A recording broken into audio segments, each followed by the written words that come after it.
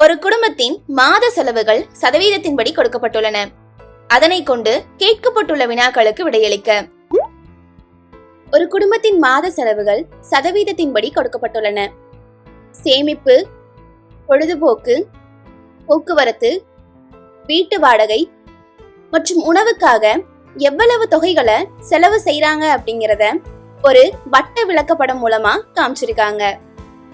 அதுல இருந்து கேட்டிருக்க வினாக்களுக்கு நம்ம விடையளிக்கணும்.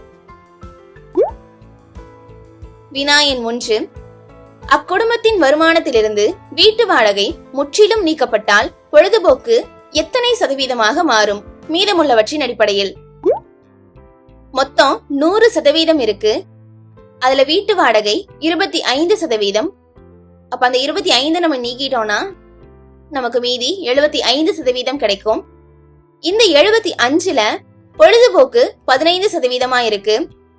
அப்ப அது 100க்கு எவ்வளவு இருக்குன்னு நம்ம கண்டுபிடிக்கணும். பொழுதுபோக்கோட புதிய சதவீதத்தை நம்ம கண்டுபிடிக்க 15/75 × 100 பண்ணா போதும். 15/75 அடிச்சு கொடுத்தா 1/5 கிடைக்கும். அப்ப 1/5 × 100, 5 அடிச்சு கொடுத்துட்டோம்னா 20. அப்போ குடும்ப வருமானத்துல இருந்து வீட்டு வாடகைய நம்ம முற்றிலும் நீக்கினால் பொழுதுபோக்கு 20% மாறுது. அப்போ ஆப்ஷன் பி தான் சரியான விடை. டிக் பண்ணிக்கோங்க.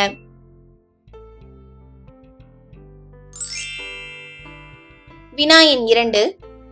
மொத்த வருமானம் ரூபாய் 12,000 இருந்தால் பொழுதுபோக்கு மற்றும் உணவுக்கான மொத்த செலவு எவ்வளவு? மொத்த வருமானமே ரூபாய் 12,000 தான். இதுல பொழுதுபோக்கு மற்றும் உணவுக்கான செலவுனா 15% + 30%, அதாவது 45%. பொழுதுபோக்கு மற்றும் உணவுக்கான மொத்த செலவு ரூபாய் 12,000ல 45%. அப்ப 12,000 × 45/100 எழுதலாம். 100ல இருக்கக்கூடிய 2 0வையும் 12,000ல இருக்கக்கூடிய 2 0வையும் அடிச்சு கொடுத்துட்டா 120 × 45, ரெண்டையும் பெருக்கிட்டா 5400. இது ஆப்ஷன் டி ல இருக்கு. டிக் பண்ணிக்கோங்க.